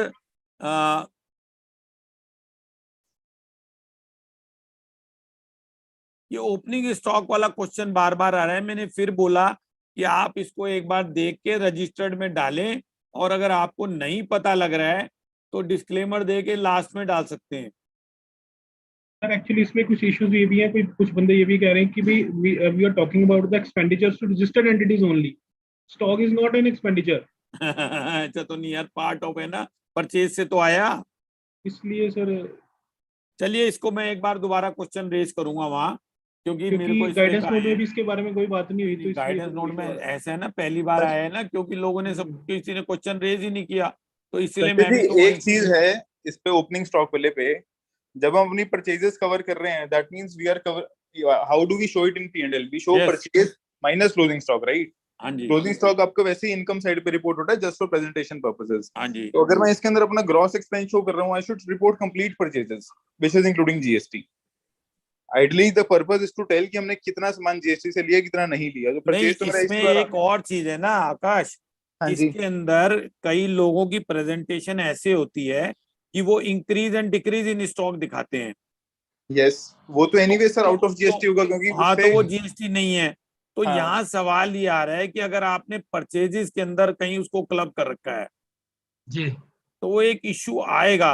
वैसे इंक्रीज एंड डिक्रीज स्टॉक को भी हमको आइटम नहीं मानना चाहिए। वो आइटम नहीं आएगा सर, प्लस ओपनिंग स्टॉक अगर मैं ले रहा हूँ और अगर मैंने पिछली बार के अंदर रिपोर्ट किया है तो which is out of GST, yes it will be a trouble. तो why can I think here also तो इसको डिस्क्लेमर दे के स्टॉक को मेरे हिसाब से डालना ही नहीं चाहिए। ओपनिंग नहीं स्टॉक सर, कंसीडर नहीं करना डालो, चाहिए। मेरे हिसाब से डालो, but through purchases, not through opening and closing की मूवमेंट।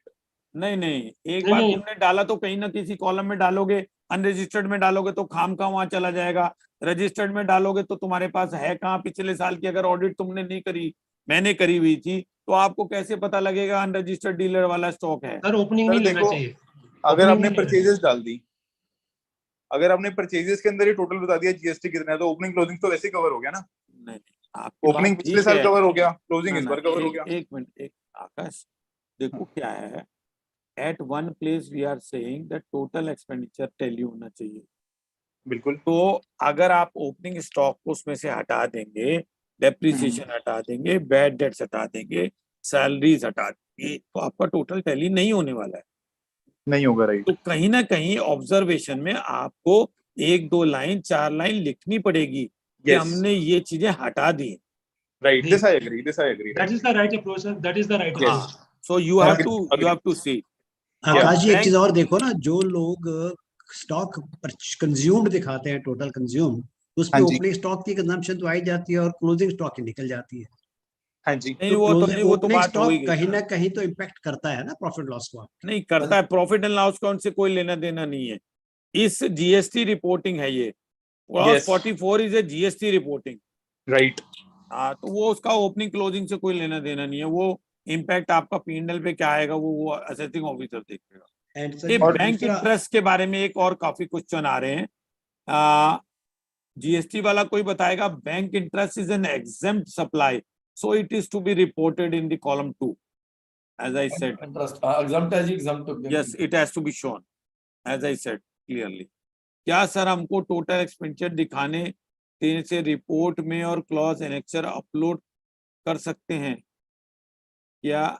राजेश गुप्ता जी क्या पूछ रहे हैं सर, क्या हमें टोटल एक्सपेंडिचर दिखाने दें? राजेश जी आप अनम्यूट हो जाइए, अपना अपना हैंड रेज कीजिए, आपको अनम्यूट कर देते हैं। संजय जी कोई और इम्पोर्टेंट क्लोज रहती है, कोई मेंबर चाहते हैं? हाँ मैं 2-3 चीजें बता देता हूँ, फिर मेरे हाँ पे जी। भी वेट कर रहे हैं लोग। देखिए अब 2 चीजें सर, एक हमने छोटा सा चेंज किया है डेरिवेटिव्स पे, कैलकुलेशन ऑफ टर्नओवर। दूसरा हमने एक छोटा चेंज किया है 43B। 43B में हमने ये कहा है कि 40A7 जो ग्रेजुएटी हम वहां पे डिसअलाउ कर रहे हैं, उनको 43B में दोबारा डिसअलाउ नहीं करना है, क्योंकि वो डबल एडिशन हो रहा है, वो यहाँ वाला भी कर देते हैं और वहां वाला भी एडजस्टमेंट में कर देते हैं, तो इसलिए 43B में 40A7 वाला नहीं। डेरिवेटिव में हमने ये चीज की है कि जो लोग डेरिवेटिव में डील करते हैं, जो प्रीमियम हमने दिया वो, मान लीजिए रिलायंस, मैंने ये सोच के ऑप्शन ली कि ये 2000 रुपए का हो जाए और मेरा प्रीमियम बना 100 रुपए। अब मान लीजिए रिलायंस 1800 का हो गया, तो मेरा लॉस जो है 100 रुपए जो प्रीमियम दिया है वो खत्म हो गया। तो ये मेरी टर्न फेवरेबल और अनफेवरेबल। अब मान लीजिए रिलायंस 2400 का हो गया, तो 2000 मैंने कहा था, 100 रुपए ऑलरेडी मैं दे चुका हूं, 2400 हो गया है, 100 की कॉस्ट मेरी मिलेगी नहीं, मेरे को 300 रुपए एक्स्ट्रा मिलेंगे, तो अनफेवरेबल नहीं है या फेवरेबल है। तो हमारे पुराने गाइडेंस नोट के हिसाब से ये 400 रुपए और 100 रुपए प्रीमियम, ये दोनों टर्नओवर मानी जाती है। तो हमने छोटा सा एक रिव्यू किया है, हमने कहा टोटल फेवरेबल कितना हुआ, तो वो 300 हुआ, तो आपकी 300 रुपए टर्नओवर माननी है, ना कि आपको 400 रुपए माननी। तो ये एक छोटा सा हमने चेंज किया है। इसके अलावा एक क्वेश्चन 2 और बहुत मेरे पास आ रहे हैं, 16B में 16B में क्या है कि आपको जो अदर इनकम रिपोर्ट कर रहे हैं वो आपकी एडिशन होके आ रही है कि not credited to P&L।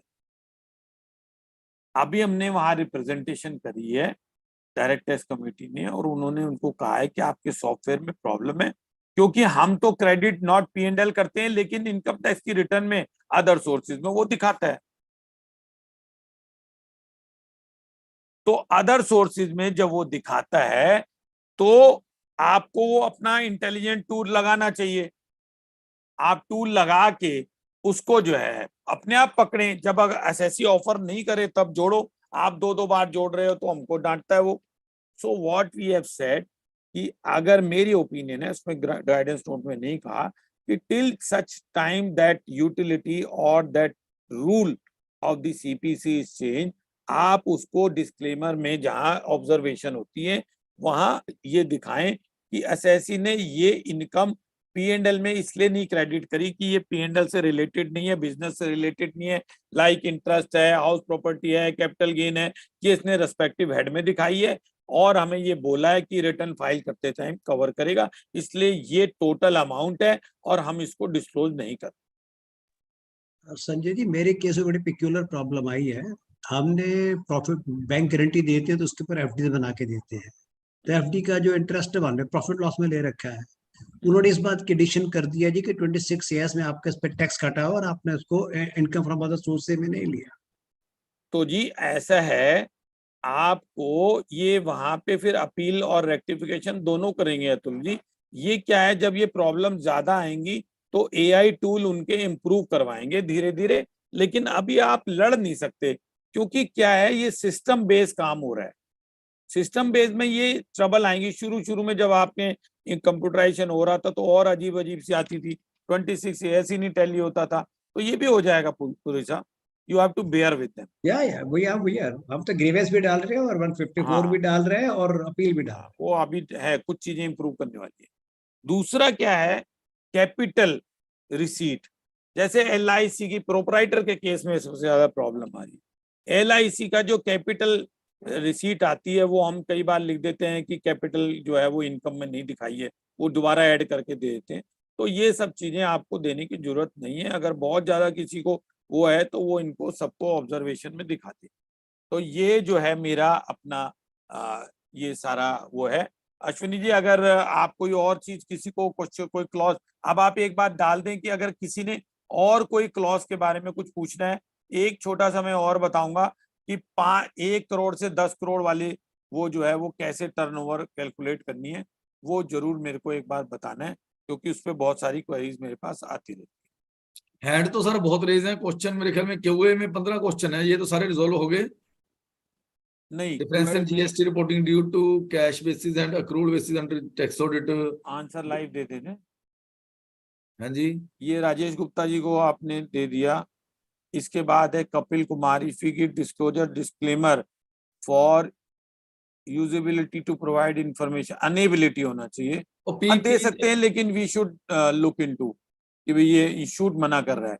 If I give discount and compensation non GST to my dealers under which column, ये तो माइनस करके ही देनी है आपने। अगर कोई डिस्काउंट और वो दे रखा है वो तो परचेज में से एडजस्ट हो गया होगा। मुझे नहीं लगता है कि आपके P&L में आएगा। अगर वो नहीं आएगा आपके साथ। All the purchase parties are to be identify whether they are registered. Yes. इसके बाद संजय जी, कैश डिस्काउंट की प्रॉब्लम आ सकती है। कैश डिस्काउंट तो सर फिर वो जीएसटी वाला रजिस्टर्ड तो है ही ना, आइडेंटिफाइड है वो तो पार्टी, तो आपको वहां डालना पड़ेगा। एक्सपेंडिचर में cost of goods consume show करना है। यस, मेरे हिसाब से ये अभी हमने रिजॉल्व करा है सब लोगों ने मिलके कि ओपनिंग और क्लोजिंग को नहीं दिखाना है। Do we have to report GST ITC availed and utilise in clause 27A? Yes. Import of services हमने बता दिया है। पीजैन जी के क्वेश्चन काफी हैं, इनसे इनका हैंड रेज कर लेंगे, बाकी आप अप्लाई कर दो। पीजैन को छोड़ो, आप बोलो बाकी। इनको वो मैं अनम्यूट कर देता हूँ ना। नहीं, वो कह रहे हैं मैं नहीं आ पा रहा। In my opinion COGS should be shown. Cost of goods sold, yes. Processing charges and credit card interest leviable under GST, yes. GST charge होता है उस पे. Difference in GST reporting due to cash basis and accrual under tax audit, कोई issue नहीं है. आने दीजिए difference. If I give discount and compensation non GST, answer कर चुका हूँ Shalu ji. Sir please reply. हाँ जी शालू जी बोलिए. सर पी जैन, प्राशिका हाँ जैन. जी, हाँ जी बोलिए प्राशिता. सर माय क्वेरी इज कि अगर कोई एसएससी कैश बेसिस पे अकाउंटिंग कर रहा है पर जीएसटी में तो खर्चा एक्रूवल बेसिस पे होता है, तो there would be certain bills जो हमारे उसमें आ रहे होंगे और अकाउंट्स में नहीं लिए होंगे और नेक्स्ट ईयर पेमेंट होगा उसका, तो हम तो अपने अकाउंट्स के हिसाब से ही दिखाएंगे ना. बिल्कुल बिल्कुल बिल्कुल. आपको जीएसटी की रिपोर्टिंग से नहीं करना है. ये एक थोड़ा सा क्वेश्चन आएगा हमारे खासतौर प्रोफेशनल्स में, डॉक्टर्स में, सब में आएगा ये. Okay sir. And the second thing is जो हम इंपोर्ट ऑफ गुड्स करते हैं वहां पे कस्टम्स में जीएसटी पे करते हैं. हाँ तो कस्टम को आप परचेजेस में डालते होगे ना. Yes sir. तो जो जीएसटी जो हमने पे किया है तो वो भी अनरजिस्टर्ड एंटिटी में जाएगा ना वो खर्चा भी, जैसे सैंपल्स किए हैं, गुड्स परचेज किए हैं या जो भी किया है. दोबारा बताइए. So like if we have purchased some goods from outside India, maybe it's samples or any other product, these goods which does not form part of your inventory. RCM दे रहे हैं ना वो. आप कस्टम्स में जीएसटी पे करते हैं ना सर उसमें. हाँ तो जीएसटी दे रहे हैं तो वो जीएसटीएन नंबर कौन सा डाल रहे हैं आप उसमें? वो जीएसटी की फॉर्म में बिल ऑफ एंट्री के थ्रू. हाँ बिल ऑफ एंट्री कस्टम होगी ना. तो then it will be shown under unregistered only, column number 6. Though GST has been paid and collected by GST department and customs, so it should be reflected under column 6. देखो miss Jain, हमने इसको public exposure दिया 15 दिन का और उसमें ये सारी चीजें नहीं आई. अब क्या है, डायनेमिज्म इतना है कि I can't be an expert of everything. मैं आपको ये कहूं कि इसको आप जो है रजिस्टर्ड में तो इन एनी केस आ ही नहीं पाएगा.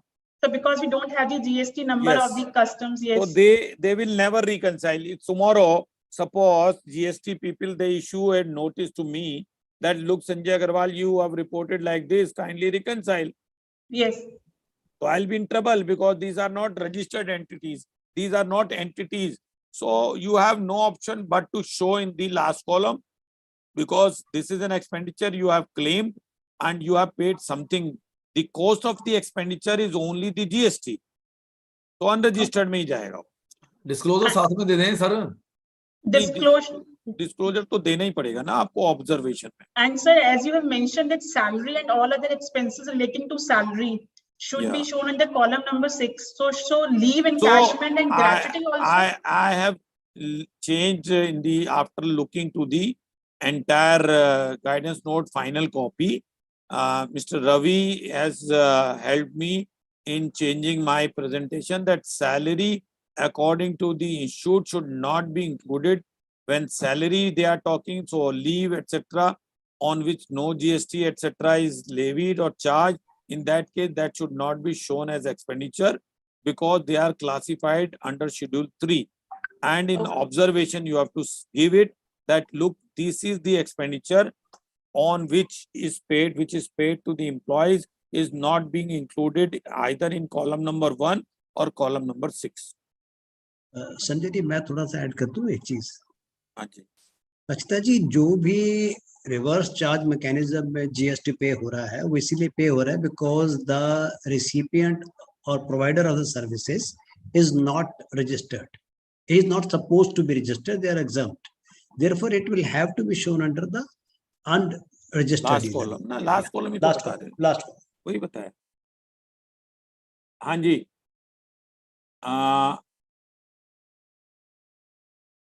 हाँ जी, किसी और का क्वेश्चन है तो सर. हाँ कपिल कुमार जी. सर डेरिवेटिव्स के केस में हम ऑप्शन प्रीमियम को पहले पार्ट लेते थे टर्नओवर का, तो अभी आप कह रहे हो कि प्रॉफिट में ऑलरेडी क्योंकि ये इंक्लूड है इसलिए प्रीमियम को हमने नहीं लेना है, तो लॉस के केस में भी नहीं लेंगे ना फिर हम? नहीं, अगर आप नहीं लॉस के केस में टोटल लॉस में अगर प्रीमियम इंक्लूड है, आपका स्टॉप लॉस मैंने आपको एग्जांपल दिया कि अगर रिलायंस 2000 पे लिया था और 100 रुपए दिया और 1800 रहेगी, तो 100 रुपए आपका फर्दर लॉस हुआ। 100 तो प्रीमियम में एडजस्ट हो गया, तो 100 रुपए लेंगे आपकी टर्नओवर और 100 प्रीमियम लेंगे, 200 रुपए लेंगे। मतलब इनके राइटर है हम, तो हम पहले तो राइटर में हाँ मिलेगा ना, राइटर में तो पहले प्रीमियम ने रिसीव किया, उसके बाद अगर वो ट्रांजैक्शन फेवर में चला गया तो प्रॉफिट आ जाएगा, अदरवाइज हाँ, लॉस में चला जाएगा। हाँ इस जी। केस में प्रॉफिट तो अगर प्रीमियम में प्रॉफिट मेरा इंक्लूड है, हाँ, तो सॉरी एक प्रीमियम ही में मेरा लेंगे। प्रॉफिट इंक्लूड होगा तो वो तो नहीं लेकिन लेंगे। अगर loss कपिल हुआ- एक बात समझ लेना कि ये सिर्फ टैक्स ऑडिट की एप्लीकेबिलिटी के लिए है। आप अपने अकाउंट्स में कैसे दिखा रहे हैं, इंस्टीट्यूट ने कहा हमें कोई लेना देना नहीं। आप नेट दिखा दें, आप दोनों तरफ डेबिट क्रेडिट दोनों तरफ दिखाएं, हमें कोई लेना देना। ओके, ये एक छोटा सा सर आपकी बात सही है। मान लो किसी बंदे के पास 4 लाख रुपए का नेगेटिव है, 6 लाख का पॉजिटिव है, 2 करोड़ रुपया प्रॉफिट हो गया। हाँ जी, तो अब एप्लीकेबिलिटी के लिए टर्नओवर तो 10 करोड़ होगी। हाँ जी, ठीक है जी, लेकिन जब हमने बुक्स में दिखानी है वो तो टर्नओवर 6 करोड़ ही दिखा के परसेंटेज तो उसी से निकाल लेंगे जी, क्योंकि अगर वहां पे 10 दिखा दिया तो मिसमैच आ जाएगा इनकम टैक्स में। बिल्कुल आएगा। क्लोज 40 में अगर हम लेकिन सेल वहां पे 10 करोड़ दिखाएंगे लेकिन तो mismatch आ जाएगा। Ashwini turnover in the case of derivative जो है वो कहीं रिफ्लेक्ट नहीं होती है। टर्नओवर सिर्फ आपके कागजों पे कैलकुलेट होती है एप्लीकेबिलिटी के लिए। ठीक है, डेरिवेटिव में लास्ट तो क्लोज 40 प्रॉफिट आता है। क्लोज 40 में तो दिखानी पड़ेगी ना टर्नओवर। हाँ, वहां दिखानी पड़ेगी। Hello sir. जी सर मुझे ये पूछना था कि जैसे हम एनेक्सर अपलोड कर दिया, एक्सेल में हम शीट बना रहे हैं और ऑडिट रिपोर्ट में सिर्फ हम एक लाइन लिख दे टोटल, हम ऐसे कर सकते हैं या हमें डिटेल देनी चाहिए? देखिए, अगर आपके जो ऑब्जर्वेशन है वो बहुत ज्यादा है, बिकॉज शायद वहां पे 2000 वर्ड की हर एक आइटम के ऊपर लिमिटेशन है, और आप वहां पे अदर्स में जाके 2 लाइन लिख सकते हैं कि clause number such and such comma comma comma comma, इसके ऊपर जो है वो हमने जो है वो अपनी ऑब्जर्वेशन अपलोड करी है, तो पॉसिबल है तो कर सकते हैं। सर एक चीज और पूछनी थी, जैसे डेप्रिसिएशन है, आपने कहा डेप्रिसिएशन हमारा किसी कॉलम में नहीं आएगा, तो क्या हमें शो करना चाहिए? नहीं, हमें शो ही नहीं करना है? ना। Okay sir, thank you. Sanjay ji, Sir, one may I more say something on question. this? एक एक करके अशोक जी, हाँ बोलो, अशोक भाई को बोलने दो। अशोक जी बहुत लर्नेड है, ये पास नहीं में है, चाय पीने नहीं आते हैं। नहीं ऐसा नहीं क्वेश्चन है। पूछ रहे हैं। हाँ जी बताओ आप सर। लेक्चर्स में बिजी हैं बहुत ज्यादा। I don't want to disturb you and take the नहीं, time of thousands of people. नहीं मैंने आपके basically I was just listening 44। मेरा इसमें थोड़ा सा सबमिशन क्या है। हाँ जी, the basic objective of GST is to get the information of whatever expenditure you have incurred during the year. Maybe it is revenue in nature, maybe it is capital in nature. हाँ जी, So I think we should show the total of that, irrespective of the method of accounting followed by the SSC. हाँ जी, Because ultimately it has to be reconciled by GSTR 1 and 2, etc. not necessary. So I think the objective of the government seems to be that they want to see whatever is being reflected in the GST system, whether SSC is also having the same. So what I suggest, all the liabilities, as we are discussing about opening, closing stock or something, I think we need not give any attention to that. Whatever purchases we have made during the year, that only should be covered as an expenditure.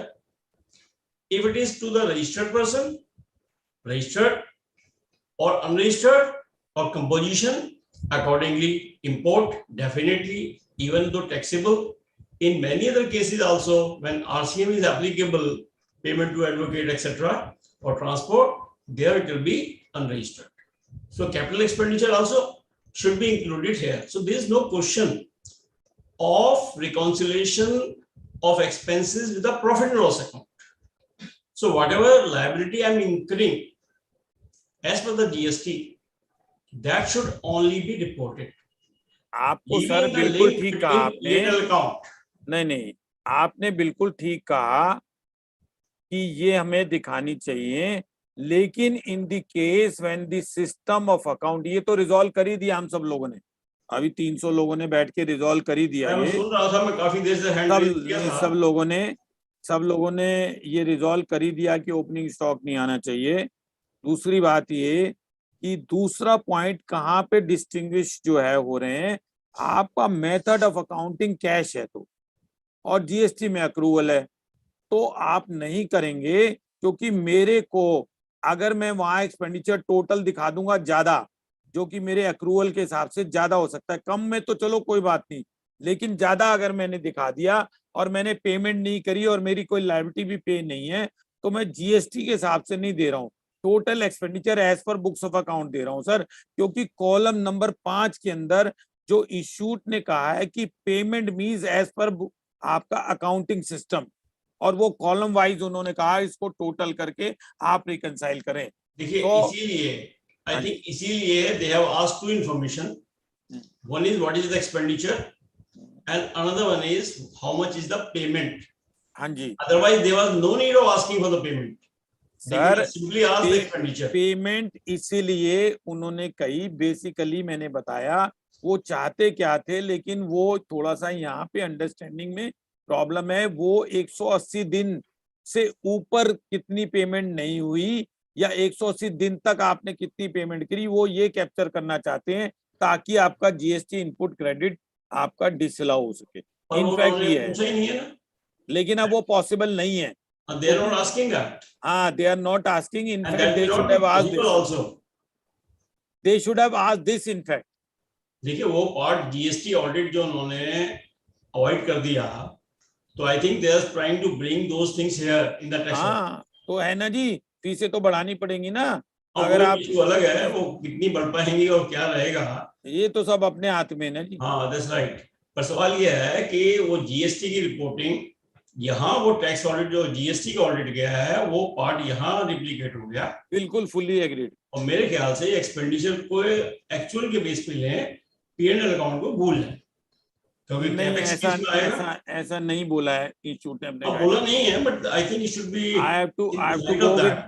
I have to go with my guidance note as far as possible. That's right, but I think you should carry it to the institute also. I could not see, even though I was also part of that, doing a part of it, but that portion was not with us, so I could not see. चलिए देखते हैं, अभी तो आज की date में तो ये Sir, there is.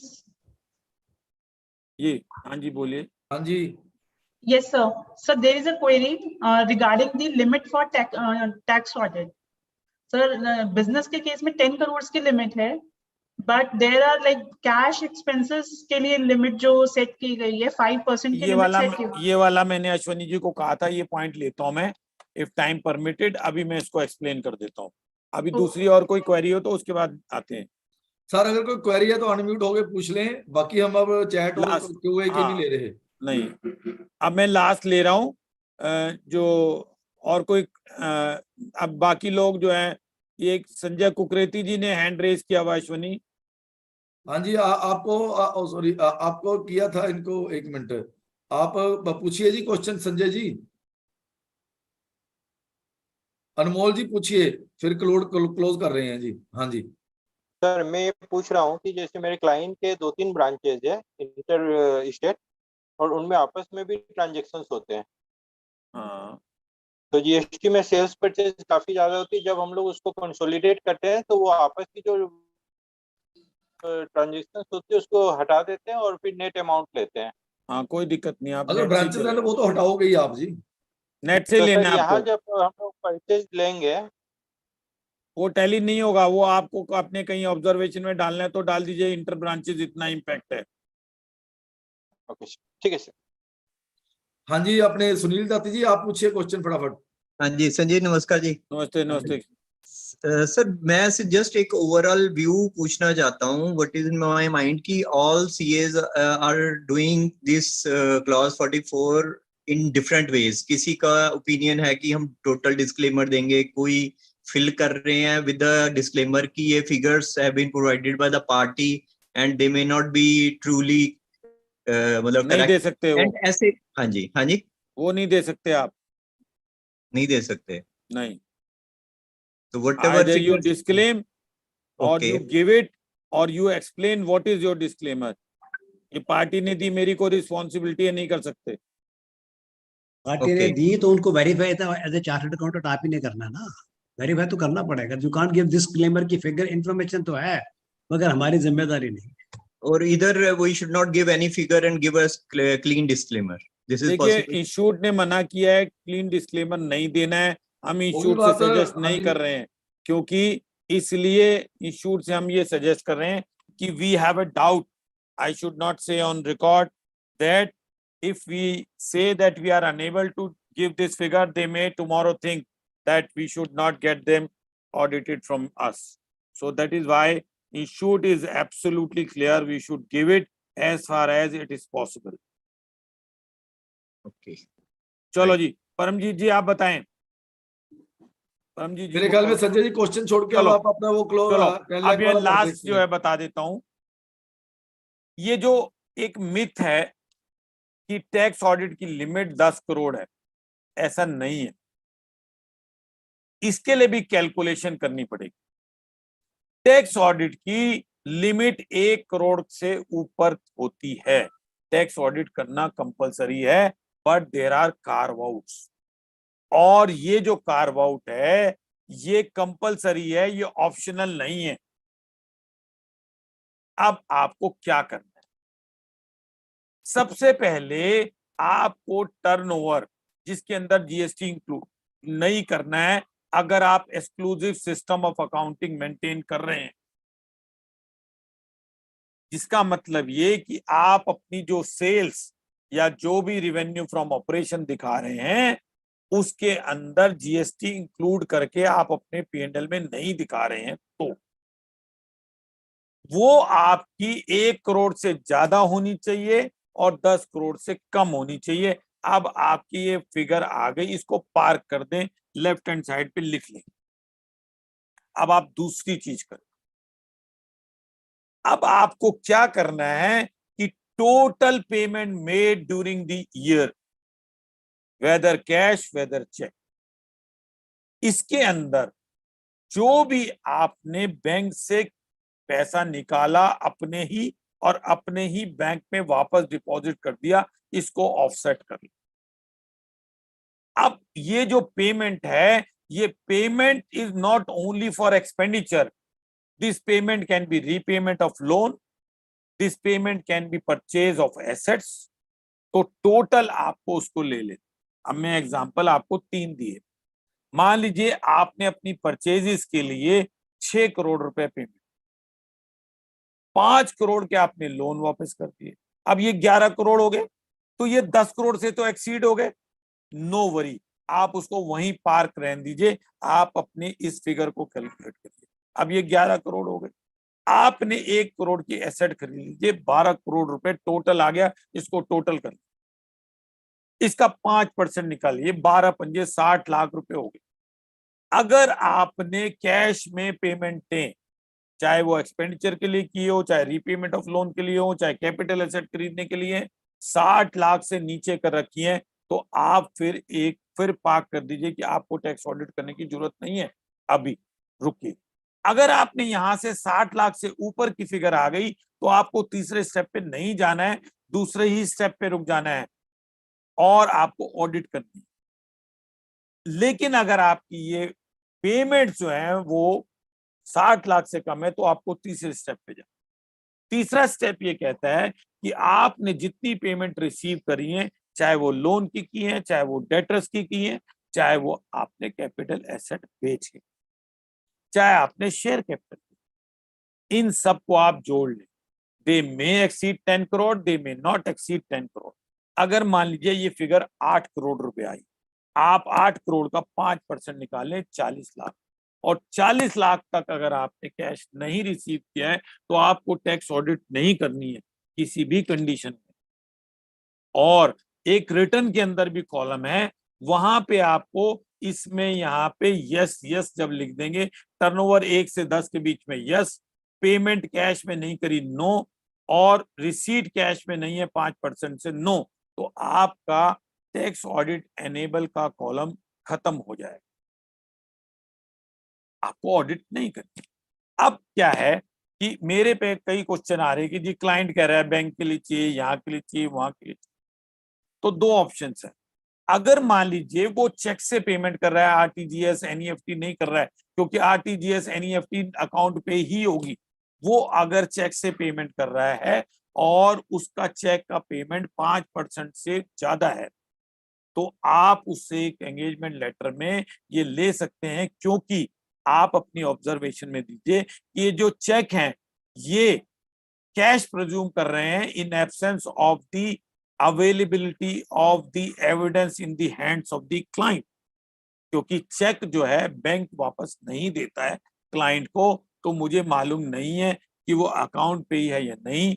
अगर आपका 5% से ऊपर चेक्स इशूड हैं तो आप उसको रिस्क ले सकते हैं। दूसरी चीज, अगर उसके अलावा भी क्लाइंट आपको कहता है तो आप टैक्स ऑडिट रिपोर्ट गलत कर रहे हैं, आप नहीं कर सकते हैं, आप कोई अदर रिपोर्ट्स में दे सकते हैं, वहां पे आप पर्टिकुलर 3CD के सर्टिफाई कर दें, ये कह के कि ये पर्टिकुलर एज पर 3CD हैं, और अदर्स में रिपोर्ट कर दें। उसका यूडिन जो है टैक्स ऑडिट के अंदर नहीं क्रिएट करना, अदर सर्टिफिकेट में क्रिएट करना, क्योंकि अगर वहां आपने कंज्यूम नहीं करा यूडिन तो इंस्टीट्यूट आप पे डिसिप्लिनरी में आ सकता है कि आपका ये यूडिन इनकम टैक्स के हिसाब से कंज्यूम क्यों नहीं हुआ जब आपने यूडिन डाला। तो बी केयरफुल, ज्यादा यूडिन क्रिएट करना, कंज्यूम नहीं प्रॉपर करना is also going to be a issue for reconciling and issue the notice. So ये टर्नओवर है। हाँ जी मिस जैन, आपको समझ में आ गया? अब नहीं कोई अब मैं जो है बस अब इसके बाद जो है मेरे को लगता है ये है कि अब कंक्लूजन की तरफ बढ़ना चाहिए। अश्विनी जी। बिल्कुल सर, कंक्लूजन की तरफ बढ़ना चाहिए। वैसे मैं आपको अनाउंस भी कर दूं, अभी वॉइस ऑफ सीए की तरफ से और 24 को भी प्रोग्राम लेके आ रहे हैं, उसकी भी आपको टाइमली इंफॉर्मेशन आ जाएगी। Till that I am thankful. I request Gaurav Gupta ji to formally propose vote of thanks. ये मेरे ख्याल में जो 24 का प्रोग्राम है गौरव गुप्ता जी और वोका मिलके कर रहे हैं। हाँ जी sir, income tax practitioner association Amritsar और वोका मिलके कर रहे हैं। तो thank you so much. Vice president है। हाँ जी सर, थैंक यू, आपकी दुआ से। Thank you so much to all, Atul Puri ji, Jindal साहब, Sanjay ji specially, who in spite of so much occupied position, इस बारी तो सर ने पूरे रिकॉर्ड ही तोड़ दिए। हर जगह टैक्स ऑडिट, हर जगह, मतलब we are in the waiting list. इनका हैंड फिर रेज है जी, पी जैन जी का। तो सर पुराना ही होगा। उनको बोला नंबर दे दो। आप संजय जी का नंबर नोट कर लो जी, 9811080342। 10 मिनट बाद मिला लें। 98 110 80 342। हाँ जी Gaurav ji please. So we are thankful to each and every participant which were up initially up to 337 also, and many others on the YouTube channel.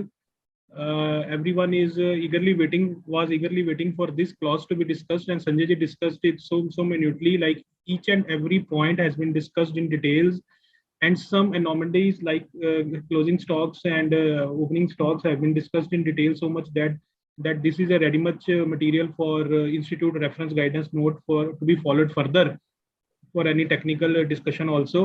I'm thankful to each and every participant who has spared their valuable times, and especially those people who have actively participated. I'll request everyone to use this VOCA platform as an independent open house discussion rather. Sir, this is a great platform to discuss each and everything, because every matter discussed here is of professional importance. Now we are going to report, we are representing institute in such a way that government should get the valued work done by chartered accountants by burning the midnight oil in the times to come, that they should govern this, that every chartered is preparing and trying its level best to interpret the every clause of section of be 44 and tax audit. So my humble request to all to be interactive and kindly post your queries well in advance. Thanks to all for sparing their valuable time. Thank you so much. Jindal साहब, thank you very much. वैसे मैं आपको बता दूं, मतलब बड़ा Sanjay ji effectively 40 days भी नहीं रहे, आज हमारे पार्टिसिपेंट मोर देन 350 मतलब रहे हैं all the time. It is a great number participation in this time जब हमारे पास 40 दिन बचे नहीं है, इंस्टीट्यूट की तरफ से भी 60 टैक्स ऑडिट अलाउड है, other than 44 other than 44 AD वाले छोड़ के। तो मतलब डेली प्रैक्टिकली एक दिन भी नहीं बचता, even though the number was so high. Thank you very much. Thank you. I once again on behalf of Voice of CA and Chartered Accountant Association, thanks to everyone, every panelist and every attendee. And बाकी YouTube पे आप देख सकते हो, ये आप अभी मैं अपलोड कर दूंगा आपको।